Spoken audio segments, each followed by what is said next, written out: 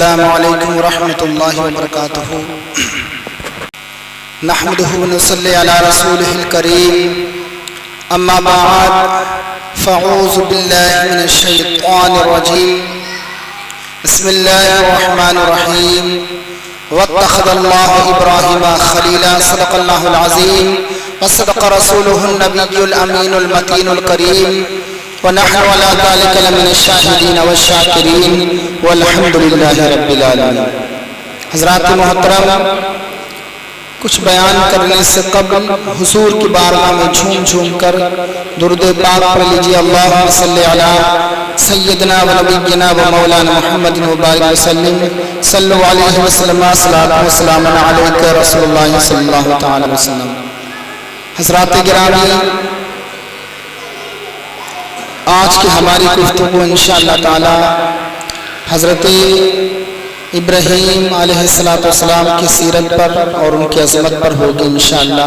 چونکہ یہ ذی الحجہ کا مہینہ، ذی القعدہ کا مہینہ چل رہا، آنے والے ذی الحجہ کا ہوگا انشاءاللہ، تو ان کی عظمت پر بیان ہوگا۔ اللہ رب العزت کی بارگاہ میں دعا ہے اللہ تعالیٰ اپنے حبیب کے تصدق سے اس میں بے پناہ برکت رحمت عطا فرمائے اور ان کے ذکر ہماری زندگی میں چار چاند لگائے۔ ایک مرتبہ اور درود پاک پڑھ لیجیے۔ اللہم صلی علی سیدنا و نبینا و مولانا محمد مبارک وسلم صلو علیہ وسلم صلاۃ و سلام علیک رسول اللہ صلی اللہ علیہ وسلم۔ حضرات محترم، اللہ رب العزت جل مجدہ اپنے مقدس کلام کے اندر ارشاد فرماتا ہے واتخذ اللہ ابراہیم خلیلا، اللہ نے ابراہیم کو اپنا خلیل بنایا۔ ابراہیم علیہ السلام اللہ کے مقدس نبی گزرے ہیں، آپ کی شان بہت بلند ہے۔ آپ ہی کے تصدق سے شہر مکہ وجود میں آیا اور آپ ہی کی برکت سے آج حاجی حج کرنے جاتا ہے، اور آپ کی اولاد کی برکت سے صفا مروا کے سعی اور جمرات پر پکڑیاں مارنا، جو بھی ارکانات ہیں وہ آپ ہی کی بدولت ہیں، اور اللہ کے ایسے جلیل القدر نبی ہیں کہ ان کی سنت آج تک زندہ ہے اور قیامت تک یہ سلسلہ جاری رہے گا۔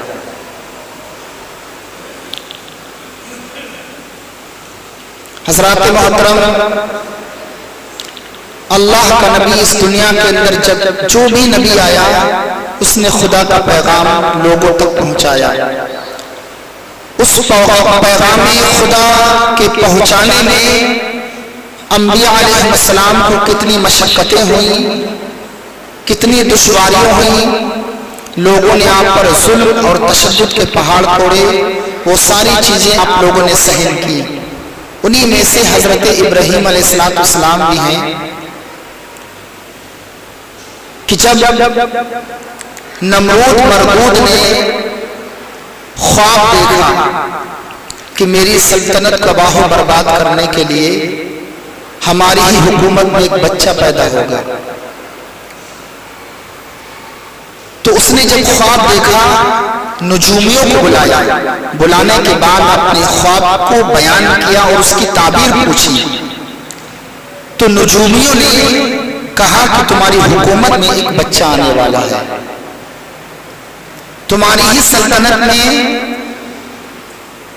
ایک ایسے شخص کی ولادت ہونے والی ہے جس کے سبب سے تمہاری حکومت تباہ و برباد ہو جائے گی۔ تو اپنی حکومت خوف سے اس نے ظلم اور زیادتی کی۔ ظلم یہ کیا کہ بچوں کو قتل کروا دیا، جیسے کہ حضرت موسیٰ علیہ السلام کے زمانے میں فرعون نے بچوں کو، ہزاروں بچوں کو قتل کروا دیا۔ مردوں کو بیوی سے ملنے کے لیے منع کر دیا، مرد اور عورتوں کو مردوں کو الگ کر دیا۔ یہ اس نے ظلم کیا، زیادتی کی، لیکن اللہ رب العزت جل مجدہ کا کرم ہوا کہ حضرت ابراہیم علیہ السلام کی والدہ کہ شکم ادھر میں جب آپ کا وجود ہوا تو عام طور سے جس طرح سے عورتوں کا پیٹ ابھرا ہوا ہوتا ہے آپ کی والدہ کا پیٹ ابھرا ہوا نہیں تھا، چونکہ ظالم بادشاہ تھا، نمرود تھا، اس نے جگہ جگہ پہرا لگا رکھا تھا کہ کوئی بھی اس طرح کی عورت اگر پائی جائے فوراً اس کو قتل کر دیا جائے۔ تو اللہ رب العزت کا بے پناہ کرم انبیاء علیہ السلام پر، بالخصوص حضرت ابراہیم علیہ السلام پر جب آپ کی ولادت ہوئی کا وقت قریب آیا تو آپ کے والد بزرگوار نے شہر سے باہر ایک گھر بنایا، اس گھر کے اندر ایک تہخانہ بنایا، اور جب ولادت کا وقت آیا تو آپ کی والدہ ماجدہ اسی میں گئی اور آپ کی اسی تہخانے میں ولادت ہوئی۔ تو حضرات محترم، نمرود اور بربود کے خوف سے اسی تہخانے میں آپ کی پرورش ہوتی رہی، چونکہ اگر اس کو معلوم ہو جاتا تو آپ کو قتل کروا دیتا، آپ کی والدہ کو قتل کروا دیتا، تو آپ اسی میں آپ کی پرورش ہوتی رہی۔ آپ کی والدہ موقع تلاش کر کے گائے بگائے اس غار کے اندر جاتی اور اپنے بیٹے حضرت ابراہیم علیہ السلام کو دودھ پلاتی، اس طرح سے آپ کی پرورش ہوتی رہی۔ جب آپ کی والدہ چلی آتی تو آپ اپنے انگوٹھے کو چوستے رہتے۔ اللہ رب العزت جل مجدہ کا کرم دیکھیے، اس انگوٹھے سے اللہ رب العزت نے دودھ کے چشمے جاری فرما دیے، آپ اسی کو چوستے رہتے اور اس سے دودھ نکلتا، آپ کی پرورش ہوتی رہی۔ حضرات محترم، اس غار کے اندر آپ تقریباً 13 سال یا 17 سال یا 11 سال آپ اسی غار کے اندر رہے۔ آپ کی والدہ نے خوف کی وجہ سے اسی غار کے اندر رکھا۔ جب آپ بڑے ہو گئے اور اللہ کا کرم دیکھیے، عام طور سے بچے سال میں کچھ ہی بڑھ پاتے ہیں، لیکن آپ ایک مہینے میں اتنا بڑھتے تھے جتنا ایک سال میں عام بچے بڑھتے ہیں۔ آپ کی نشو و نما ہوتی رہی۔ جب آپ کی عمر بڑھ گئی، آپ بولنے لائق ہوئے، اللہ نے آپ کو عقل و شعور دیا، تو آپ نے والدہ سے ایک دن سوال کیا کہ امی جان یہ بتائیے کہ ہمارا رب کون ہے؟ سبحان اللہ۔ تو کہا رب سے مراد پالنے والا۔ تو کہا آپ کا پالنے والا میں ہوں۔ تو کہا آپ کا پالنے والا کون؟ کہ آپ کے والد صاحب کی فرق کہا میرے والد صاحب کا پالنے والا کون ہے؟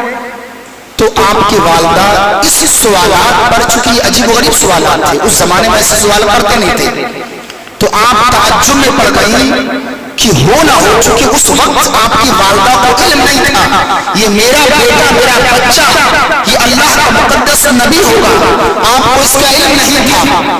تو آپ یہ سوالات دیکھ کر آپ تعجب میں پڑ گئی اور آپ خاموش ہو گئی، اور آپ نے کہا تب خاموش رہو، جا کر اپنے شوہر کو پورا ماجرا بیان کیا کہ اس طرح سے پیچیدہ اور عجیب و غریب سوال میرے بیٹے نے کیے ہیں، اور جس بچے کی نسبت پورے شہر میں مچی بڑوں شہر میں کہ ایک بچہ پیدا ہوگا جو اس کی حکومت و سلطنت کو تباہ و برباد کر دے گا، وہ کوئی اور بچہ نہیں ہے بلکہ ہمارا ہی بیٹا ہے۔ اللہ اکبر۔ تو والد اور والدہ دونوں خوف و خشیت کرنے لگے، لیکن اللہ رب العزت کا بے پناہ کرم حضرت ابراہیم علیہ السلام پر، آپ کی عمر جب 17 سال کی ہو گئی، اس غار سے آپ تشریف لائے باہر، تو لوگوں کو دیکھا طرح طرح کی برائیوں میں مبتلا، طرح طرح کی خرافاتوں میں دیکھا، اور عبادت کرتے ہوئے دیکھا، ایک اللہ کی عبادت نہ کر کے دوسروں کی عبادت کرتے ہوئے دیکھا کہ کوئی شخص، ایک قوم ہے کہ کبھی بتوں کو پوج رہے ہیں، کبھی ستاروں کی عبادت کر رہے ہیں۔ تو جب حضرت ابراہیم علیہ السلام نے دیکھا کہ ستاروں کی عبادت رہے، لیکن ستارے شام کو چھپ جاتے ہیں، دن میں چھپ جاتے ہیں، رات کو نکل جاتا ہے، سورج کو دیکھا دن کے اجالے میں بلند ہے لیکن جب رات کی تنہائی تو چھپ گیا، چاند کو دیکھا کہ رات میں کھلا ہوا ہے، لوگ اس کی عبادت کر رہے ہیں، اور جب دن کا سمت آتا ہے، دن کا اجالا ہوتا ہے، چھپ جاتا ہے۔ تو آپ نے ارشاد فرمایا، اے لوگو، اے خدا کے بندو، تم ذرا غور کرو، یہ تمہارا خدا کیسے ہو سکتا ہے کہ ابھی نکلا ہوا بعد میں چھپ جاتا ہے، ابھی ستارے ہیں پھر غائب ہو جاتے ہیں۔ جن ستاروں کی تم پوجا کر رہے ہو، تم اس کو اپنا معبود سمجھ بیٹھے ہو، کیا یہ تمہارے معبود ہیں؟ یہ تمہارے اللہ ہیں؟ یہ تمہاری فریاد کو سنیں گے؟ بتوں کے سامنے کبھی جھک جاتے، اپنی پیشانی کو رکھتے، کبھی پیڑ اور پودوں کے سامنے اپنی پیشانی کو رکھتے اور ان کی عبادتیں کرتے۔ تو آپ نے اس پر رد بلی کیا کہ یہ نہ سنتے ہیں نہ تمہاری بات کو سمجھ سکتے ہیں، یہ تمہارے خدا نہیں ہو سکتے، ایک اللہ کی عبادت کرو۔ اللہ، آپ نے رد بلی کیا تو اس پر آپ نے لوگوں نے آپ پر ظلم و تشدد کو پہاڑ پڑے، یہ سلسلہ جاری رہا۔ اللہ اکبر۔ حضرات محترم، جب سلسلہ جاری رہا اس کے بعد نمرود کے قوم میں ایک دن ایسا بھی آتا تھا سارے کہ وہ عید مناتے تھے، جشن مناتے تھے، ایک وسیع اور اس میدان میں جا کر کے وہاں عید مناتے، میلے ٹھیلے لگتے، اس میں طرح طرح کے خرافاتوں میں وہ مبتلا ہوتے۔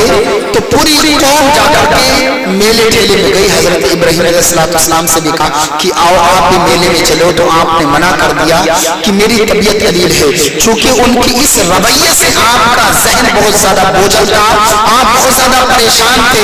اس پر لوگ اعتراض کرتے ہیں کہ حضرت ابراہیم علیہ السلام نے ان کے سامنے جھوٹ پیش کیا تھا، حالانکہ جھوٹ نہیں تھا، سچ تھا، اس لیے کہ آپ ایک اللہ کی عبادت کا پیغام دیتے تھے، آپ لوگ بات سنتے نہیں تھے، نہ سننے کی وجہ سے آپ کا ذہن پریشان تھا، آپ بیمار اور پریشان رہتے تھے۔ اللہ اکبر۔ وہ قوم جب میلے ٹھیلے میں گئی تو حضرت ابراہیم علیہ السلام جو ہے بت خانے میں گئے، ایک کدالیا کلہاڑی لی اور سارے بتوں کو توڑ کے رکھ دیا، بتوں کو ریزہ ریزہ کر دیا۔ جو سب سے بڑا بت تھا، اسٹیچو تھا، اس کے کندھے پر کلہاڑی رکھ دی اور رکھنے کے بعد آپ تشریف لائے۔ ان کی قوم، نمرود کی قوم جب میلے سے واپس آتی ہے، اپنے بتوں کا برا حال دیکھتی ہے تو روتے ہیں، چیختے ہیں، چلاتے ہیں کہ ہمارے بتوں کے ساتھ کتنا برا حال، کون ہے، کس نے کیا؟ اس قدر بتوں سے محبت کرتے تھے حضرات محترم۔ تو جب یہ بات پورے شہر میں شہرت یافتہ ہو گئی کہ ہمارے بتوں کو توڑ دیا، تو لوگوں نے مشورہ کیا آخر ہمارے بتوں کو توڑنے والا ہے کون؟ تو آپس میں مشورہ ہوا کہ بتوں کو برا کرنے والا ایک ہی شخص ہے اس شہر میں جس کا نام ابراہیم ہے، ہو نہ ہو اس نے ہمارے بتوں کو توڑا۔ تو جب یہ بات دربار میں پہنچی، بادشاہ کے دربار میں پہنچی، نمرود بادشاہ کے دربار میں یہ بات پہنچی تو بادشاہ نمرود نے بلایا اپنے دربار میں، اور جب یہ رعایا نے بات پہنچائی کہ نمرود تو آپ کے محل میں آپ کو بلایا، اس کے محل میں آپ کو بلایا گیا۔ جب آپ محل میں تشریف لائے تو اس کے محل میں آنے کا ادب یہ تھا کہ جو بھی اس کے محل میں آتا تو اس کو سجدہ کرتا، لیکن حضرت ابراہیم علیہ السلام نے اس کو سجدہ نہیں کیا۔ اس کے دربار میں آنے کا ادب تھا، جو بھی شخص آتا سجدہ کرتا، لیکن آپ نے سجدہ نہیں کیا۔ اچھا، بادشاہ کے مجاز بھی عجیب طرح کے ہوتے ہیں، تو جب سجدہ نہیں کیا تو اسی پر برہم ہوا کہ اے ابراہیم، نمرود بولا کہ تم نے ہمیں سجدہ کیوں نہیں کیا؟ تو آپ نے جواب دیا کہ میں تجھ کو سجدہ کیوں کروں، میں ایک رب کو سجدہ کرتا ہوں، ایک اللہ کو سجدہ کرتا ہوں، میں تجھ کو سجدہ کیوں کروں؟ میں رب العالمین کے سامنے اپنی پیشانی کو جھکاتا ہوں، اس کے سامنے اپنی پیشانی جھکاتا ہوں۔ اللہ اکبر۔ تو کہا میں تمہارا رب ہوں۔ تو آپ نے کہا تو میرا رب نہیں ہو سکتا، میرا رب وہ ہے جو زندگی دیتا ہے، موت دیتا ہے، انسان کو زندگی دیتا ہے اور موت دیتا ہے۔ آپ کا کہنے کا مقصد یہ تھا اللہ کی ذات وہ ذات ہے کہ ایک پانی کے قطرے سے ماں کے شکم میں انسان کی شکل و صورت کو بناتا ہے، 3 پردوں میں رہ کر 9 مہینے 3 پردوں میں رہ کر اس میں بچہ جو ہے پرورش پاتا ہے، اس کے بعد 9 مہینے کے بعد ولادت ہوتی ہے، پھر ہلکے ہلکے جوجو بڑا ہوتا ہے، پھر کڑیل نوجوان ہو جاتا ہے، پھر ایک دم سے موت آتی ہے۔ اللہ کی شان ہے، لیکن وہ کچھ اور سمجھا، موت اور زندگی دینا۔ کہا اللہ کا یہ کام تو میں بھی کر سکتا ہوں، اس کا مطلب اگر میں یہ کام کر دوں تو میں تیرا اللہ ہوں، مجھے اللہ مانو گے؟ اس نے 2 قیدیوں کو بلایا، 2 قیدیوں کو بلایا، اس میں ایک وہ قیدی تھا جو آج اس دن رہا ہونے والا تھا، اس کے گھر والے، اس کے سامنے رشتہ دار، اس کے اہلیہ لال سارے لوگ موجود تھے، خوشیاں منا رہے تھے کہ آج ہمارا اپنا رہا ہو جائے گا۔ اور ایک وہ شخص تھا جو اس نے ظلم کیا تھا کسی پر، اس وجہ سے بادشاہ نے اس کو قید خانے میں ڈلوایا تھا۔ اب کیا دونوں کو بلایا گیا، جو رہا ہونے والا تھا جلاد کو بلایا، اس کو قتل کروا دیا، اور جو قید ہونے والا تھا اس کو رہا کروا دیا، اور کہا اے ابراہیم دیکھو میں تمہارا خدا ہوں، میں نے زندگی اور موت دی، جو رہا ہونے والا تھا میں نے اس کو موت دے دی، اور جو قید ہونے والا تھا اس کو رہائی دے دی۔ آپ سمجھ کے بہت بڑا بے وقوف اور ناواقف نادان ہے۔ پھر حضرت ابراہیم علیہ السلام نے قرآن کے دامن میں ہے، قرآن میں ذکر آیا ہے اس کا کہ آپ نے ایسی دلیل پیش کی کہ اس کی عقل حیران ہو گئی، کوئی جواب نہ بن پڑا۔ آپ نے ایسے جواب دیا کہ تو نے یہ کام کر دیا، میرا رب وہ ہے جو سورج کو پورب سے اگاتا ہے، اگر واقعی تو اللہ ہے، تو رب ہے، تو رب ہونے کا دعویٰ کرتا ہے تو سورج تو پچھم سے اگاتا ہے، تجھے رب مانا۔ اب یہ جواب سن کر ہکا بکا رہ گیا، کوئی جواب نہ بن پڑا، یہ تو کام اللہ کے ہیں، سورج کا پلٹنا اس کے بس کی بات نہیں تھی، تو اس نے ظلم کیا اور غصہ کرنے لگا اور کہا تم نے ہی ہمارے معبودوں کو توڑا ہے اور ہمارے معبودوں کے ساتھ برا سلوک کیا ہے، اور اس کے بعد جلاد حکم دیا، آپ کو قید خانے میں ڈلوا دیا۔ اس کے بعد میں سلطنت کے رعایا کو بلایا، سارے لوگوں کو حضور کو بلایا، اور بلانے کے بعد مشورہ کیا کہ اب ابراہیم کے ساتھ کیا کیا جائے۔ کسی نے مشورہ دیا کہ ان کو قتل کر دیا جائے، کسی نے کہا ان کو پھانسی پر چڑھا دی جائے، کسی نے کہا ان کو شہر بدر کر دیا جائے، کسی نے کہا ان کو جلا دیا جائے۔ بہرحال اس بات پر لوگوں کا اتفاق ہوا کہ ان کو جلا دیا جائے، ان کو ایسا دردناک عذاب دیا جائے تاکہ آئندہ کوئی شخص ہمارے معبودوں کے ساتھ یہ برا سلوک نہ کرے، ایسا ان کو دردناک عذاب دیا جائے۔ بہرحال 30 گز لمبی اور 20 گز چوڑی ایک وسیع اور اسی میدان میں 4 دیواریں پتھر پر کھینچی گئی، 20 گز لمبی اور 20 گز چوڑی 30 گز لمبی۔ پہلے تو دیواریں بڑی بڑی موٹی ہوا کرتی تھی، اب 20 گز چوڑی 30 گز لمبی، کتنی بڑی دیوار ہوگی۔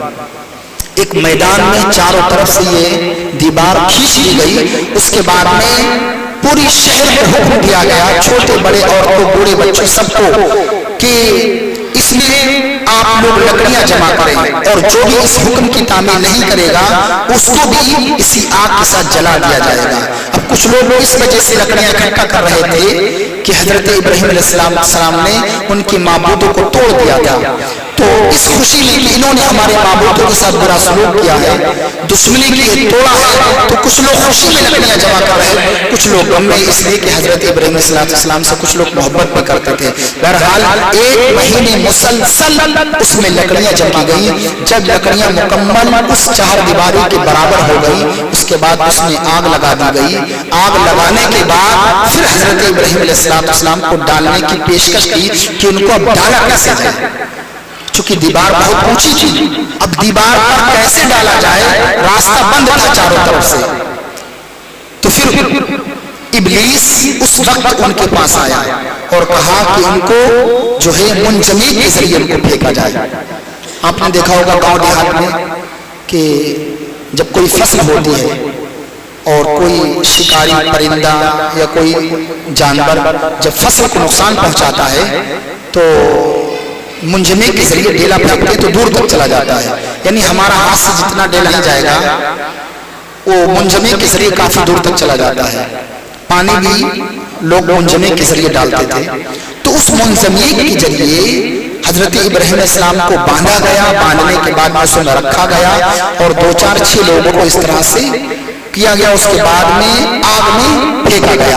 اب جب آگ میں ادھر ڈالا جا رہا تھا آپ کو، اس وقت جبریل امین آیا، کہا اے ابراہیم علیہ السلام آپ حکم فرمائیے میں اس آگ کو سرد کر دوں، اگر آپ کو حاجت ہو تو بتائیے۔ جنات بھی آئے لیکن آپ نے منع کر دیا کہ میرا رب مجھے دیکھ رہا ہے، میرے حال سے واقف ہے، اللہ رب العزت میرے حال سے خوب واقف ہے، میں تم سے کوئی مدد نہیں لینا چاہتا ہوں۔ جب حضرت ابراہیم علیہ السلام کو ادھر پھینکا جا رہا تھا، ادھر اللہ رب العزت نے ارشاد فرمایا، قرآن کے دامن میں ہے، یا نارو کونی بردوں سلام علی علی ابراہیم، اے آگ سرد ہو جا، ٹھنڈی ہو جا، سلامتی والی ہو جا ہمارے ابراہیم علیہ السلام کے لیے۔ اب جب آگ میں پھینکا گیا تو بتاتے ہیں کہ آپ جب آگ میں تشریف لائے تو آگ گل گلزار بن چکی تھی، اتنی آگ تھی، روایتوں کے اندر آتا ہے کہ اس کی لپٹیں، اس کی تپش کی وجہ سے پورا شہر پریشان تھا، اگر پرندہ اوپر سے گزر جاتا تو جل کے راکھ ہو جاتا، اور شہر کے لوگ پریشان تھے، اتنی آگ اس کے اندر تھی، اتنی تپش تھی، اتنی گرمی تھی، شہر کے لوگ پریشان تھے۔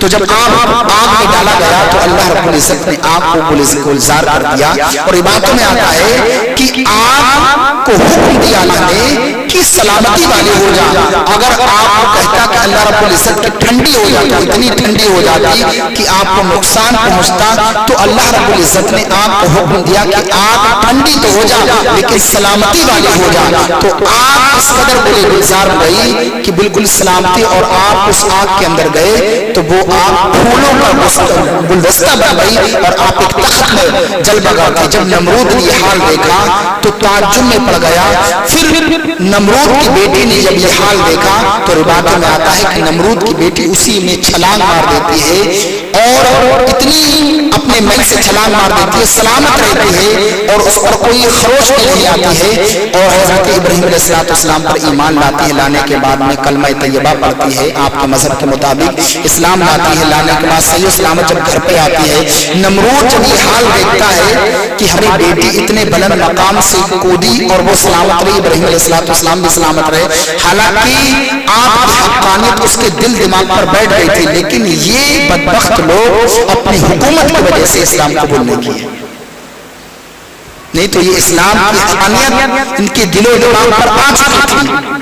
بہرحال جب بیٹی کا علم ہوا نمرود کو کہ ہماری بیٹی بھی اسلام قبول کر چکی ہے، اللہ اکبر، تو اس نے اسلام کو چھڑانے کے لیے اپنی بیٹی پر ظلم اور تشدد کے پہاڑ توڑے، یہاں تک کہ اس کو قید و بند کیا، وہ جب نہ مانی تو اس کے ہاتھ پیر باندھ کر کے ریت میں کھچڑا گیا، تو اسلام کو چھوڑ دے، ہمارے ہی مذہب قائم ہے، لیکن اس بیٹی نے نہ مانے تو حضرت جبریل علیہ السلام کو اللہ رب العزت نے حکم دیا، وہ لے کر کے آئے، پھر آپ نے حضرت ابراہیم علیہ السلام نے اپنے بیٹے مدین کا نکاح نمرود کی بیٹی سے کیا، تو دیکھو اللہ رب العزت کی شان، اس لڑکی سے، نمرود کی بیٹی سے 20 نوجوان 20 فرزند پیدا ہوئے، کتنے ہوئے؟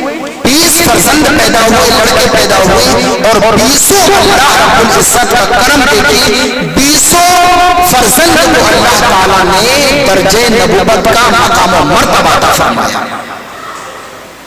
کہتے ہیں کہ بھوتوں کے گھر میں بلی پیدا ہو جاتے ہیں، تو اللہ رب العزت جل مجدہ کا ایسا کرم بے پناہ کہ اس نمرود کی بیٹی سے حضرت ابراہیم علیہ السلام کے بیٹے مدین کا نکاح ہوا، اور ان سے 20 اولادیں پیدا ہوئیں، اور 20 اولاد درجہ نبوت پر فائز ہوئے، یہ اللہ کا بے پناہ کرم ہوا۔ اس کے بعد اس کے ظلم اور شدت بڑھتے گئے، حضرت ابراہیم علیہ السلام نے کافی تبلیغیں کی لیکن وہ نہ مانا، لیکن اللہ رب العزت کا اس پر قہر و غضب نازل ہوا۔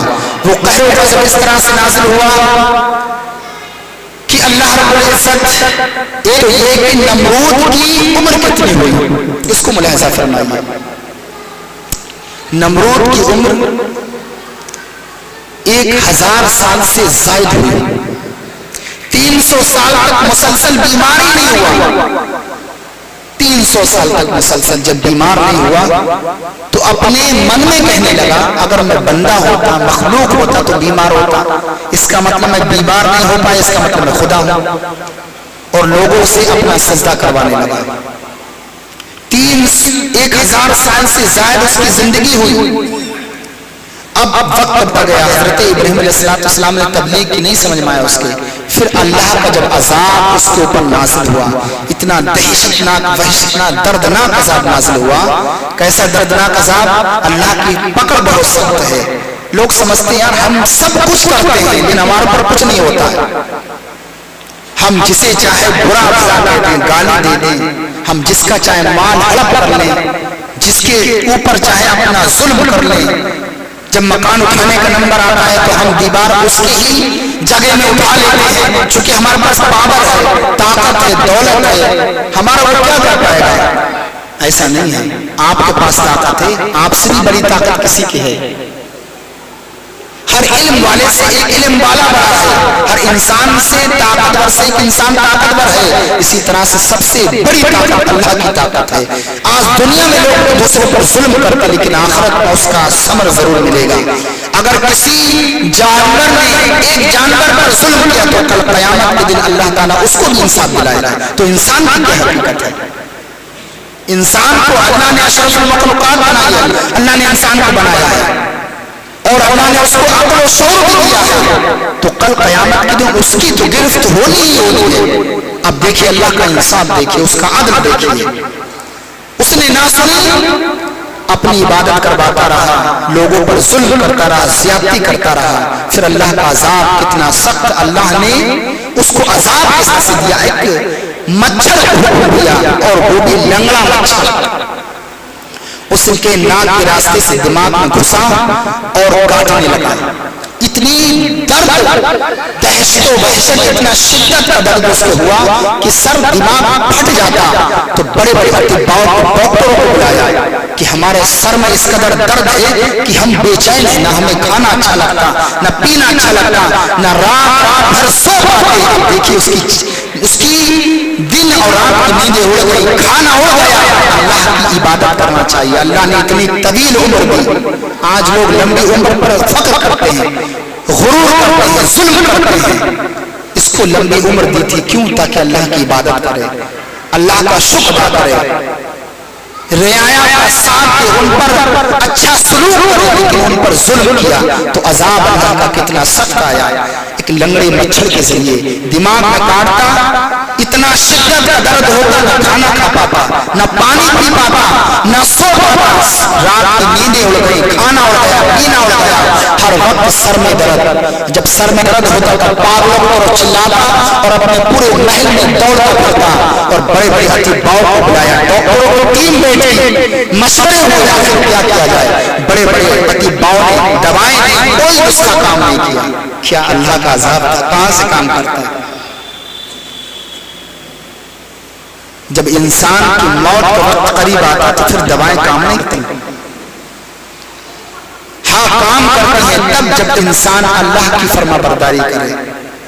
کبھی کبھی آپ نے دیکھا ہوگا موت کے منہ سے نکل کے آ گیا، اور کبھی نوجوان آپ نے دیکھا ہوگا کہ ارے اچانک بھی تو صحیح تھا، ایک دم اچانک انتقال ہو گیا۔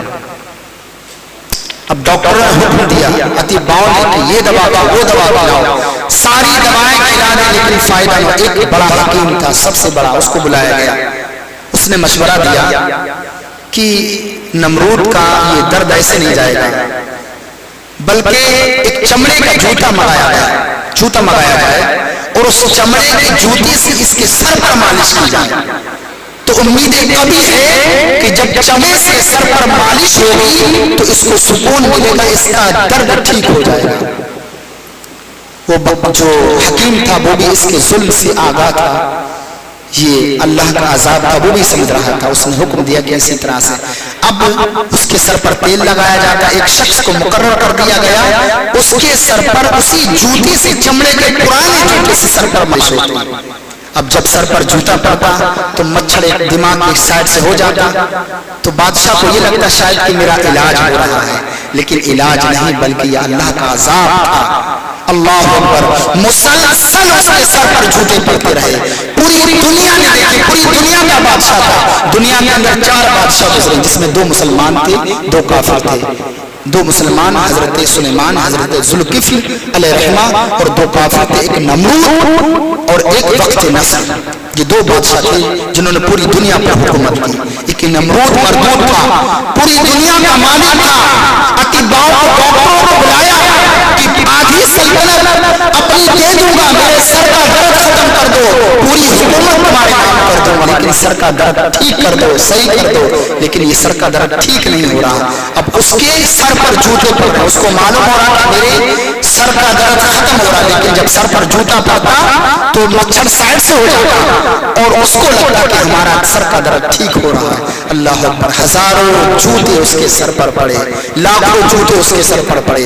پوری دنیا نے دیکھو، اس زمانے لوگوں نے دیکھا کہ اس کے ظلم اور تشدد کے پہاڑ جب انتہا کو پہنچ گئے، پھر اللہ نے عذاب کا حکم نازل فرمایا، اس کے اوپر عذاب نازل فرمایا اور اس کے اوپر چاند کے اوپر چمڑے کے جوتے پڑتے رہے.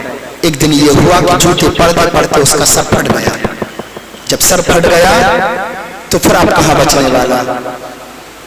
ذلت اور رسوائی کے ساتھ مرا. دنیا نے دیکھا. تو جب اللہ کا عذاب نازل ہوتا ہے کسی پر تو پھر لوگ دیکھتے ہیں. اس لیے انسان کو چاہیے کہ کسی پر ظلم نہ کرے، کسی پر زیادتی نہ کرے، ہمیشہ اللہ کا خوف اپنے دل میں رکھے، پڑوسی پر ظلم نہ کرے. اگر اللہ نے طاقت دی ہے تو ہمیشہ عاجزی و انکساری کرے، لیکن کسی پر ظلم نہ کرے. اس لیے کہ ظلم کرنے والا ایک دن اس کے اوپر ظلم ضرور ہوتا، اللہ تعالیٰ اس کو ضرور مظلوم کو انصاف عطا فرماتا ہے. حضرات محترم، اس کے بعد جب حضرت ابراہیم علیہ السلام بابل شہر سے مقام ہرا میں پہنچتے ہیں. مقام ہرا میں بادشاہ تھا، وہ بھی بڑا ظالم بادشاہ تھا، حکمراں تھا. اس کا طرز زندگی یہ تھی کہ جب بھی کوئی کسی شخص کی شادی ہوتی، نئی دلہن بن کر کے آتی تو سب سے پہلے اس کے دربار میں آتا. اگر اسے اچھی لگتی تو رکھ لیتا. ہزاروں عورتوں کو اس طرح سے رکھ لیا اس نے. تو حضرت ابراہیم علیہ السلام جب حضرت سارا کو لے کے مقام ہرا میں پہنچے تو جگہ جگہ اس کے سپاہی تھے. یہ ابھی بھی تقریباً 800-900 سال پہلے بھی یہ سلسلہ جاری رہا. ایک کتاب آئی حضرت علامہ ارشد القادری کی زلزلہ، اس میں ایک واقعہ لکھا ہوا ہے کہ حضور کی وصال کے بعد، آپ کے بہت زمانے کے بعد، اس کتاب کے اندر ایک زلزلہ واقعہ ہے کہ ایک بادشاہ تھا جو عورتوں کو اٹھوا لیا کرتا تھا، باقاعدہ طور پر ان سے شادی کرتا تھا اور شادی کرنے کے بعد میں 6 مہینے اپنے نکاح میں رکھتا اور 6 مہینے رکھنے کے بعد ان عورتوں کو تہہ خانے میں پہنچاتا تھا. ہزاروں عورتوں سے نکاح کیا اور عورتوں کو پر ظلم ہوا. یہ صدیوں سے چلا رہا ہے. یہ حضور کی عظمت ہے، حضور کی شان ہے کہ عورتوں کو مقام مرتبہ عطا فرمایا. تو یہ مقام ہرا میں جو بادشاہ تھا وہ بھی یہی ظلم کرتا تھا.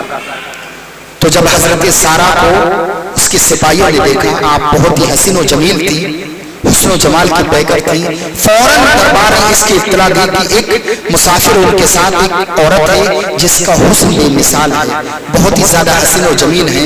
فوراً درباریوں نے آپ کو، حضرت سارا کو، حضرت ابراہیم علیہ السلام کو اس کے دربار میں پیش کیا گیا. جب اس بادشاہ نے حضرت سارا کو دیکھا، دیکھتے ہی فریفتہ ہو گیا اور آپ کو باہر روک دیا گیا سپاہیوں کے ذریعے اور حضرت سارا کو اپنے محل کے اندر لے گیا. کئی محل کے دربار کے اندر، کئی گفاؤں کے اندر لے گیا اور اللہ رب العزت کا بے پناہ کرم یہ کہ وہ دیواریں آپ کے لیے اللہ نے آئینہ بنا دی.